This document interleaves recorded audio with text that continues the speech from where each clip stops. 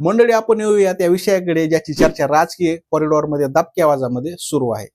रितू तावडे यांची निवड झाली हे तर उघड आहे, पण प्रश्न हा आहे की तेजस्वी घोसाळकर आणि शीतल गंभीर यांच्यासारखे अत्यंत प्रबळ दावेदार शर्यतीतून बाहेर का पडल्या? तुम्हाला आठवत असेल, गेल्या काही आठवड्यापासून तेजस्वी घोसाळकर यांचं नाव जवळपास निश्चित मानलं जात होतं. त्यांचं काम, त्यांचा जनसंपर्क आणि पक्षाशी असलेली निष्ठा पाहता त्याच महापौर होतील असंच वाटत होतं. दुसरीकडे शीतल गंभीर यांचं नावही आघाडीवर होतं. मग अचानक असं काय घडलं की शेवटच्या क्षणी पत्ते बदलले गेले? मिळालेल्या माहितीनुसार भाजपच्या कोर कमिटी बैठकीत एक वेगळा विचार मांडला गेला. तो विचार होता फक्त जिंकणे नाही तर टिकवणे. तेजस्वी घोसाळकर किंवा शीतल गंभीर या दोघेही उत्तम उमेदवार होत्याच, पण रितू तावडे यांच्या निवडीमागे घाटकोपर फॅक्टर आणि जातीय समीकरण अधिक प्रभावी ठरलं. जर भाजपने या दोघींपैकी कोणाला निवडले असते तर कदाचित मराठी आणि अमराठी वाद शमवणे थोडे कठीण गेले असते. रितू तावडे अशा एका ठिकाणून निवडून आलेले आहेत जिथे गुजराती मतदारांचा टक्का मोठा आहे. त्यामुळे एकाच वेळी पक्षांतर्गत नाराजी आणि बाहेरच्या विरोधकांचा हल्ला हे दोन्ही परतून लावण्याची जी धमक आहे ती रितू तावडे हे नाव श्रेष्ठ ठरलं आणि त्यांची निवड केली गेली.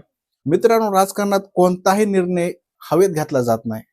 रितू तावडे यांची निवड समजून घेण्यासाठी तुम्हाला त्यांच्या वार्डाचं म्हणजेच वार्ड क्रमांक 132चं पोस्टमॉर्टम करावं लागेल. हा वार्ड भाजपसाठी का महत्वाचा आहे? घाटकोपरचा परिसर, इथली लोकसंख्या संमिश्र आहे, पण यात एक विशेष पॅटर्न आहे. विद्याविहार आणि गारोडिया नगर आणि राजावाडी हा भाग उच्च मध्यमवर्गीय आणि व्यापारी वर्गाचा बालेकिल्ला मानला जातो. येथे गुजराती, मारवाडी आणि जैन समाजाचं वर्चस्व आहे. आता गंमत बघा, साधारणपणे अशा वार्डमध्ये पक्षाकडूनच त्याच समाजाचा उमेदवार देण्याचा दबाव असतो, पण भाजपने ते एक प्रयोग केला होता. त्यांनी एक मराठी महिलेला उमेदवारी दिली आणि तिथल्या गुजराती मतदारांनी काय केलं, त्यांनी जात किंवा भाषा न बघता पक्षाच्या चिन्हाला आणि उमेदवाराच्या कामाला मते दिली. त्यामुळे जेव्हा महापौर पद देण्याची वेळ आली तेव्हा भाजपने याच लॉयल्टीचा सन्मान केला. जर भाजपने ते दुर्लक्ष केलं असतं तर हक्काचं वोट बँक नाराज होण्याचा धोका होता. रितू तावडेची निवड ही त्या प्रत्येक मतदारासाठी एक मेसेज आहे.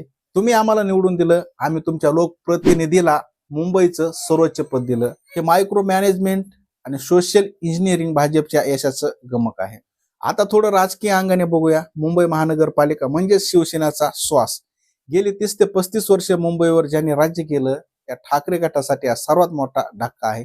निवडणुकीच्या काळात ठाकरे गटाने एक नेरेटिव्ह सेट केलं होतं की भाजप म्हणजे मुंबई तोडणारा पक्ष, भाजप म्हणजे मराठी माणसाला हद्दपार करणारा पक्ष. हे मुद्दे भावनिक होते आणि त्याचा परिणाम मतदारांवर होण्याची शक्यता होती. जर भाजपने आज एखाद्या अमराठी चेहऱ्याला महापौर पद दिलं असतं तर उद्या सकाळपासूनच शिवसेनेचं रान उठवलं असतं की बघा आम्ही म्हणालो होतो ना, असं म्हणत त्यांनी मुंबईभर आंदोलन केली असती.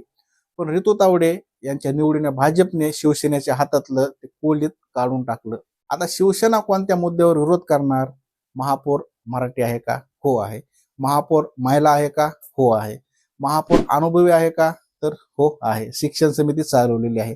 त्यांना विरोध करायचा आहे, पण मुद्दाच उरलेला नाही. उलट रितू तावडे यांच्या निवडीमुळे भाजपला आता मध्यमवर्गीय मराठी मतदारामध्ये जे शिवसेनेचे पारंपरिक मतदार आहेत शिरकाव करण्याची संधी मिळाली आहे. हा केवळ महापौर बदलण्याचा निर्णय नाही मित्रांनो, हा मुंबईच्या भविष्यातील राजकीय नकाशाची पुनर्निर्मिती आहे. मंडळीवर तुम्हाला काय वाटतं नक्की कमेंट करा. पाहायला विसरू नका राज तक मराठी. पुन्हा भेटूया एका नवीन व्हिडिओ. तोपर्यंत चेंज आहे मराठी.